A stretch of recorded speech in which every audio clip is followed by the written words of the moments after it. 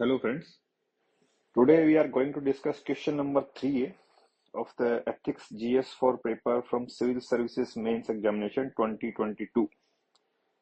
The question is, ethics is knowing the difference between what you have the right to do and what is right to do.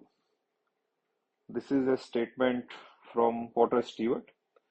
He was a judge in US Supreme Court.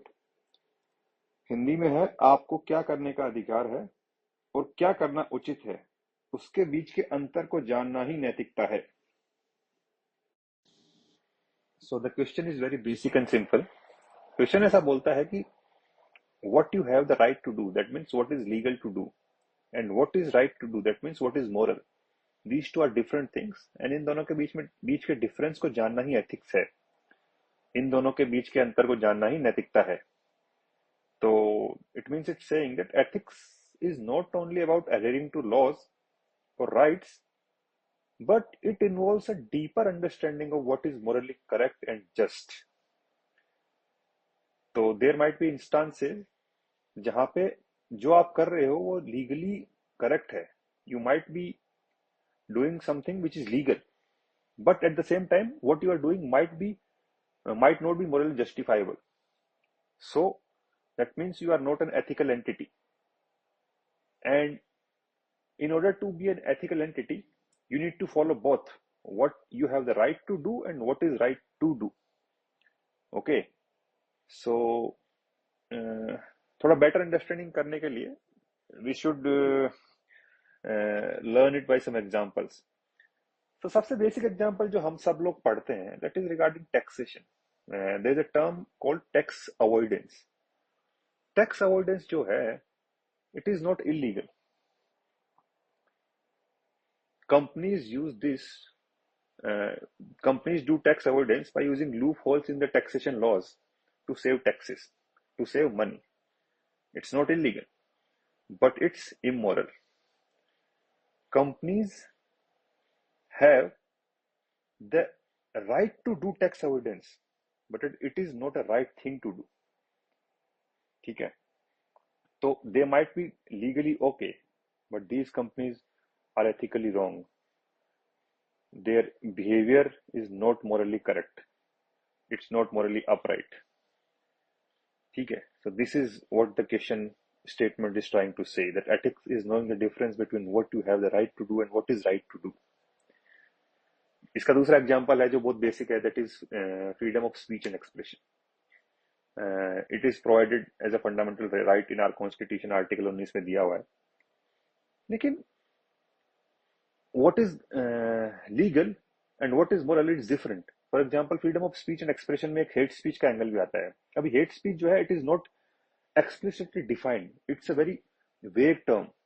For example, आप अपने freedom of speech and expression को use करके, if you are hurting a region, a community, a person, a locality, that means what you are doing might be legally right, but it's not morally correct.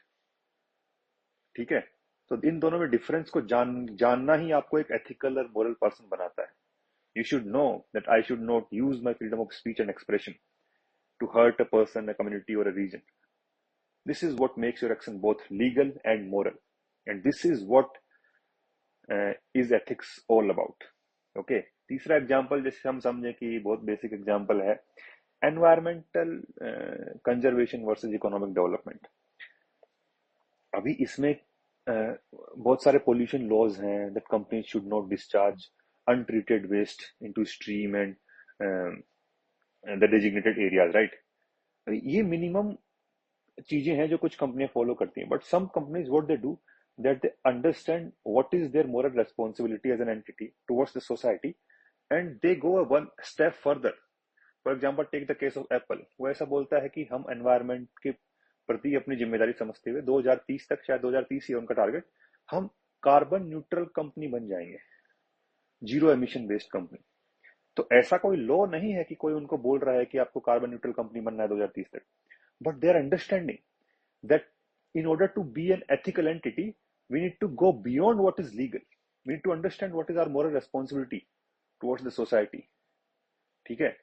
ऐसे ही CSR का example है. CSR 2013 में आया शायद. उससे पहले companies, they were not legally required to spend money on CSR activities like health, education, development, all these things.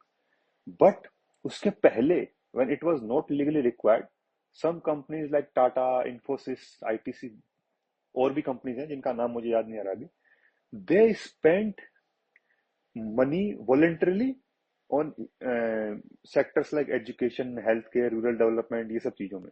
तो that means their action was both legal and moral, and that made these entities an ethical entity.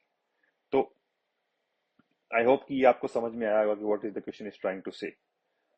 In the essence, it is a question from a topic जो आप अपने syllabus में पढ़ते हो, law versus ethics, और law and ethics, law and morality. तो वहीं से, नॉट डायरेक्टली रिलेटेड, बट वहीं से निकल के आया है क्वेश्चन. ठीक है, तो ये जो स्टेटमेंट बेस्ड क्वेश्चंस होते हैं, इनको अटेम्प्ट करने का तरीका यही होता है कि जो आंसर है उसके इंट्रोडक्शन पार्ट में आपको जो क्वेश्चन स्टेटमेंट है उसको ब्रीफली समराइज कर दो. फॉर एग्जाम्पल, इसमें आप लिख दोगे कि this statement emphasizes that ethics is not solely about adhering to laws और rights but involves a deeper understanding of what is morally correct and just. ठीक है, if you know the person तो आप उसके बारे में लिख दो. फॉर एग्जाम्पल, ये जो पोर्टर स्टीवर्ट थे, ही वाज अ जज इन यूएस सुप्रीम कोर्ट, तो आप उसके बारे में लिख सकते हो. If you know, if you don't know, it's okay, it doesn't matter. उसके बाद ये जो स्टेटमेंट है, you need to explain these statement to various examples. एक दो एग्जाम्पल से काम नहीं चलेगा, 3 4 5 एग्जाम्पल हैं तो इट्स बेटर. तो 3 4 5 एग्जाम्पल से इसको समझाओ कि for example CSR, environmental conservation, hate speech, freedom of speech and expression, taxation laws, उसको मतलब और भी लैंड एक्विजिशन का कुछ एंगल ले लो, कॉर्पोरेट सोशल रिस्पॉन्सिबिलिटी तो मैं बोल ही दिया, कोई भी सोशल इशू ले लो, सेंसरशिप का इशू ले लो. ठीक है, ये 3 4 एग्जाम्पल से समझाओ. और कंक्लूजन में जो है, कंक्लूजन में आप इसको लिखिए कि this idea of knowing the difference between what is ethical and what is legal, it serves as a guiding principle for everyone to act in a way that upholds higher ethical standard that fosters trust, harmony in the society. इस तरह का कुछ conclusion लिख के इसको कर सकते हैं आप. So this is how you should attempt quotation based questions, and yeah, this is it. I hope you guys liked it. All the best.